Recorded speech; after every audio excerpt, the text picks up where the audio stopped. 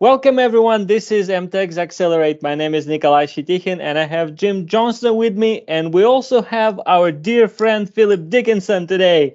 How you doing, gents? We're doing good, Nick. Spot on. All good. All good. Always nice to have Jim down here. We miss you. All right. Yeah, and Jim and Philip together, which means we are in South Africa, right? Sure are. Yeah.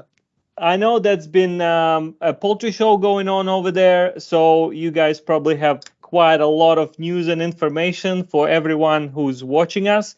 So let's start and discuss what's going on. Yeah. Hey, Nick, we've been down there this week, and we've been attending AB Africa, which is the exhibition that last ran in 2018. It seems like Correct. Yeah. it's amazing the time that's gone by, but 2018 was the previous show. Great to catch up with everybody again this week, but the backdrop really is not. It's an interesting one in South Africa at the moment because it's a very challenging time for the industry.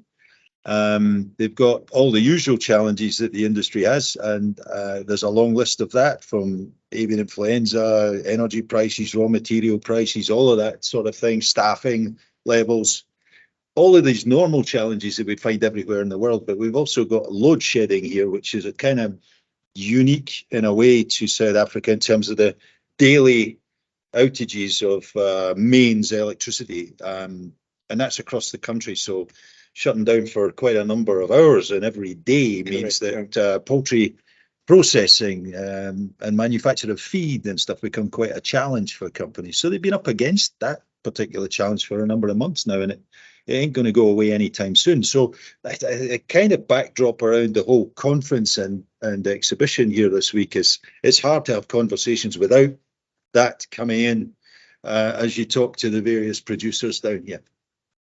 Yeah, I can imagine. Yeah, thank you. Sorry about that. I interrupted again, but I think a lot of the things that has also sort of fall on the backdrop is people are moving a lot of the equipment now and saying that we need generation and additional power.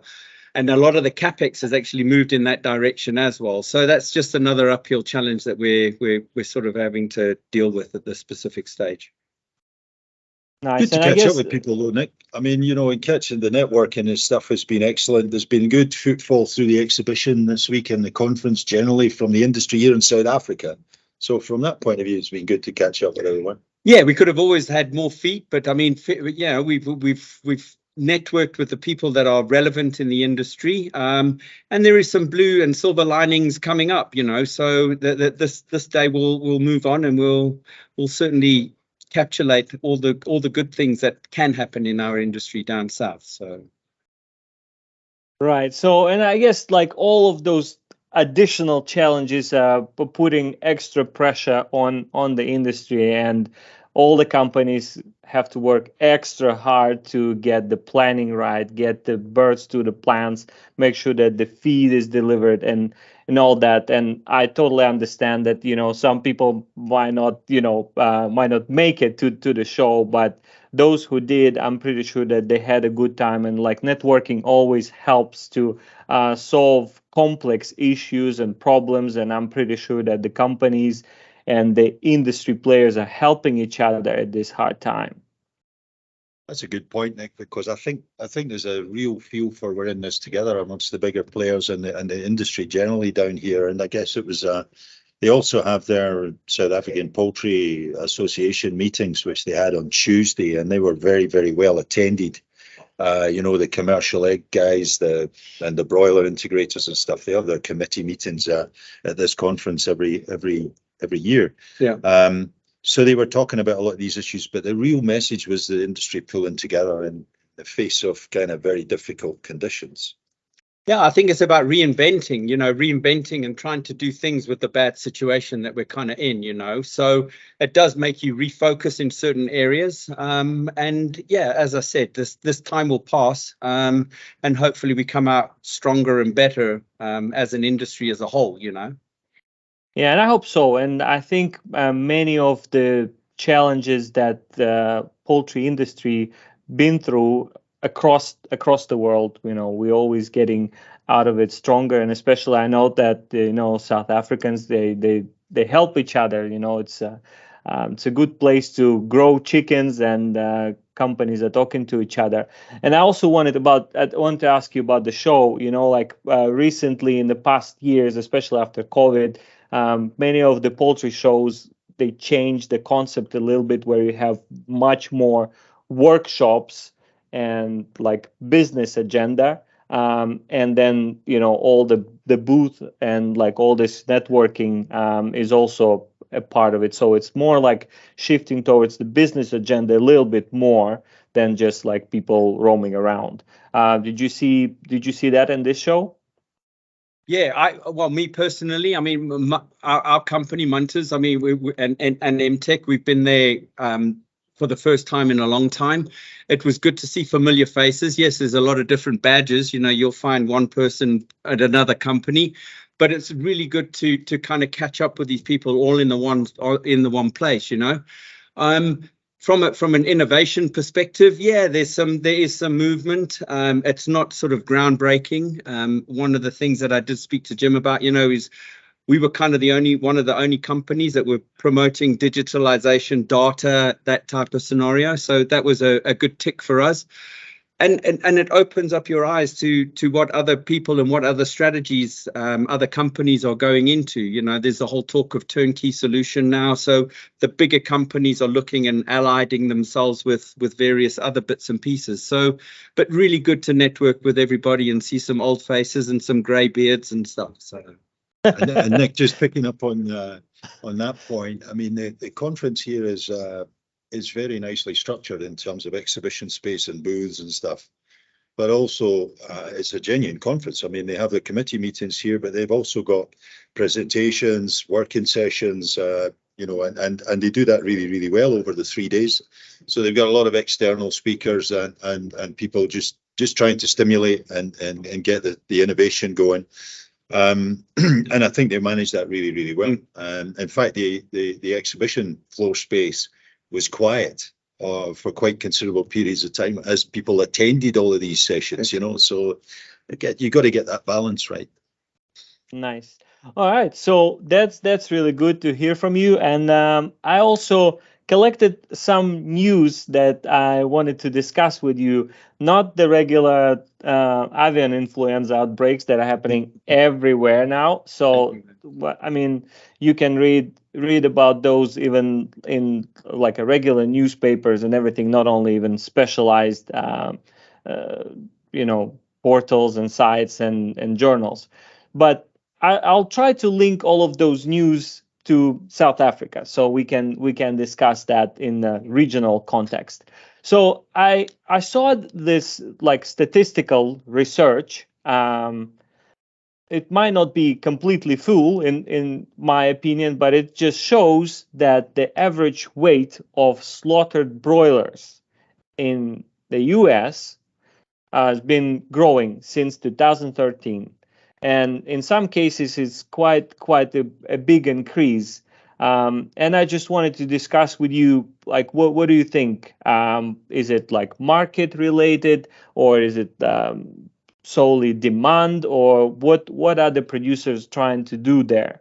And if you see those same trends in South Africa? Yeah, I mean, it's an interesting trend over time. In a lot of the mature economies, you'll see that average slaughter weight increase over time. So America wouldn't be on its own in that regard. I think you see that across Europe. If you bring that down here into Southern African or even an African context, I guess it's much more here about affordability of the end product and the actual pricing around the weight of chicken that you're slaughtering in terms of people being able to afford to buy it. So it's slightly different challenges we have down here, but and for many years the average slaughter weight here has been around 175, 185, within that range and quite tightly around that. But this week I was interested to have a discussion with one integrator here who's now slaughtering 2 kilo birds. So again, there is a little bit of an upward movement in some cases. Now that will be for a specific market, I guess, and it won't necessarily be everywhere in the industry will do that. But there is a creeping of an increase that creeps up. Now that in some ways a benefit really is that carcass is costing you the same to slaughter. So, you get in a slaughter for a heavier carcass, you get in it, cheaper per kg at the end of the process. So, there's some cost competitiveness comes in when you kill heavier birds. If you've got the market and the customer can afford to pay for that slightly bigger cut. Yeah, but I think when it comes to weight, it also you need to of course consider age. So is it like I don't see in this research the information about while the growing cycle increased or not. So we're slaughtering bigger bird, but also most likely we'll have to grow it a little bit longer, which means that we'll have less cycles throughout the year. But if that's what market needs and if that's what many companies are doing, it means that it's probably good for business and profitable. And I also seen some of the South African reports about the industry that's been recently published, and like there's also a trend of course, we all know that the prices for raw materials and for electricity for everything is growing, but the price of the chicken was growing, but it was growing a little bit more steady, at least on the report and the graphs. And I also saw that the ratio between produced and imported was also varying a little bit. So maybe Philip, you can talk a little bit about that. What's going on with the market in terms of production, consumption, and domestic versus imported. Yeah, thanks, Nick. We had a speaker here, and he showed a sort of a forecast out on the agric side, and it was concerned with irrigation crops, but also falling into the line of consumption of protein. Obviously, the imports are certainly there, but what we did see is the production of South African grown meat and the consumption of the South African grown meat is kind of tracking in the same direction, which I do believe is a positive. I mean, it all comes down to kind of the energy efficiencies, getting their pricing or their cost, their input costs down, etc. So we do see some good movement. And as I said, I think right in the beginning of the podcast, there will be a bit of a wind of change. People certainly need to eat. And I think maybe it's also they're changing how their diets are, because I think with the energy issues that we do certainly see in South Africa, to buy fresh may be a lot more accessible as opposed to frozen or IQF, quick service restaurants, that type of stuff. So there is some good vibes going on.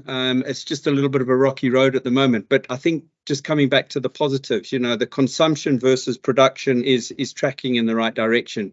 We're hoping that there will be, there is still the waiver on the tariff code of imports.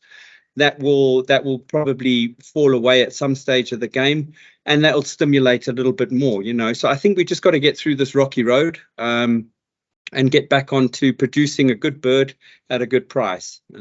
So yeah, it's all looking good.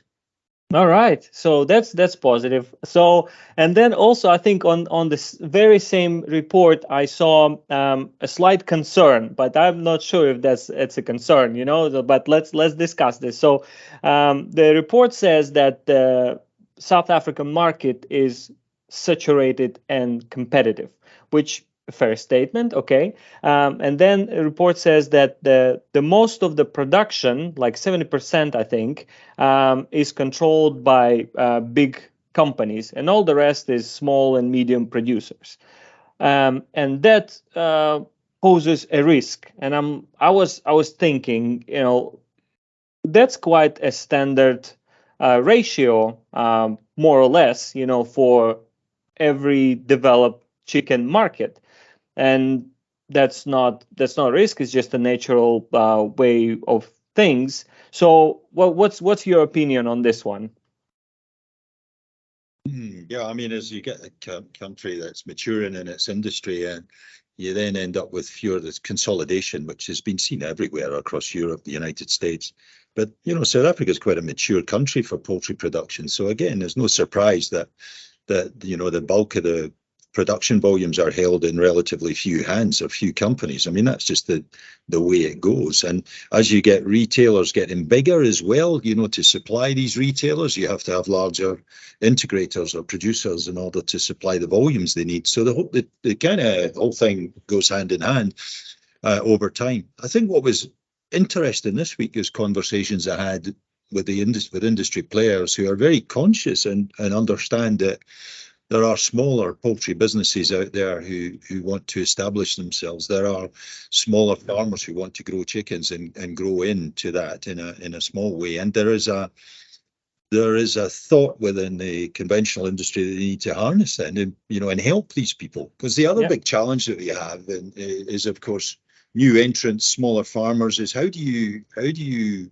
educate in terms of biosecurity? How do you offer technical support? How do you make sure they're not having school fees to pay, by making mistakes in terms of management and performance of birds and disease and health status? So, I think there's a very conscious approach amongst the industry players. It might be at the start of that process, but to help support more new entrants into the industry, into the farming sector, and to provide in some way support to these new entrants and to help and harness that potential growth from that sector.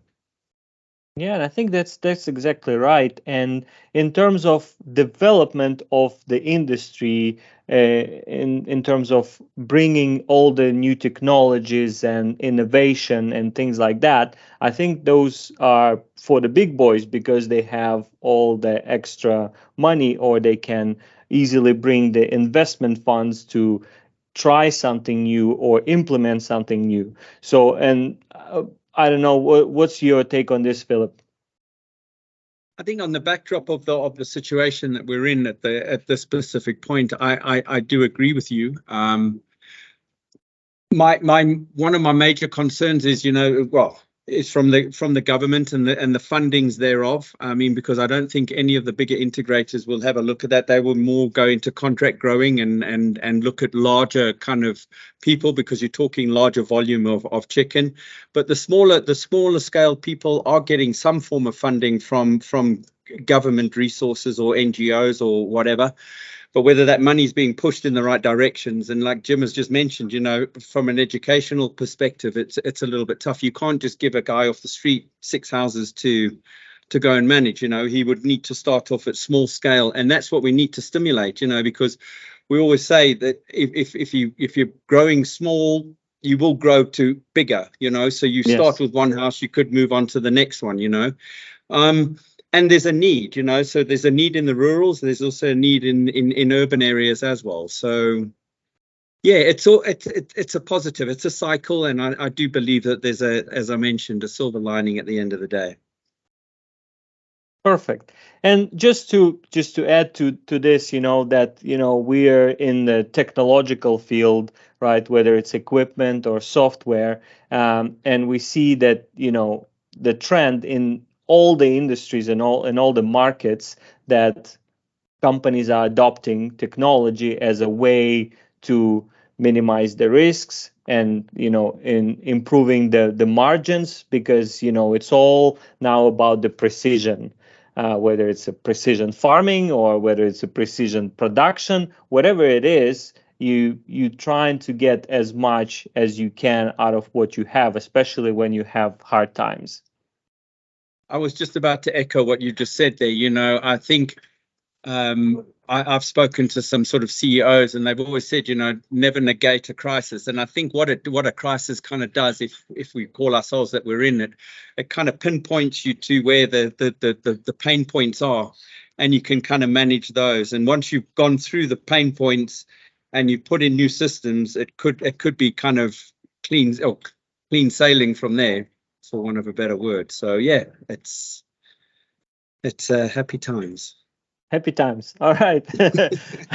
I guess that's we can probably we need to stop on this positive note, and we discussed quite a lot today, and it was great speaking to you from across the world. Thanks, Internet, for that. And as always, it's a pleasure speaking with you. And Phillip, it's great to see you on our episodes again. Maybe next time we'll do all three of us in South Africa again, like we did it last time. And yeah, thanks again. Yeah, thanks, Nick. I think if I could just sign off, I mean, one of the speakers, if I may, he was the ex-Springbok captain of our rugby team, our national rugby team. And he finished off a gentleman called Jardin Villiers, really great guy, really inspiring person. And I think, as we mentioned, you know, in this troubled time, South Africa needs to sort of pull together and be cohesive as a nation. And he used rugby as a building block. When we first won the World Cup in 1995, it brought the whole nation together. And I think the crisis that we're going through now is, you would say 99% of this country wants a better life and to get through this. And I think he was the epitome of just really good hope. And I think I'd like to just finish off with that. You know, we're in a good place. We can do better, but we're on the road, and yeah, it's good stuff. It's good stuff. Super. And thanks, Phillip. And I think, Jim, we need to implement the quote of the day at the end of every episode. And this would be the first one. So thanks for that. And we'll see you guys in the next episode. For those who are watching, if you don't want to miss new episodes, follow us on social media. We're on LinkedIn, Instagram, and Twitter. And visit our website. See you guys. See you next time, Nick. Thank you. Take care. Thanks, Jim. Cheers.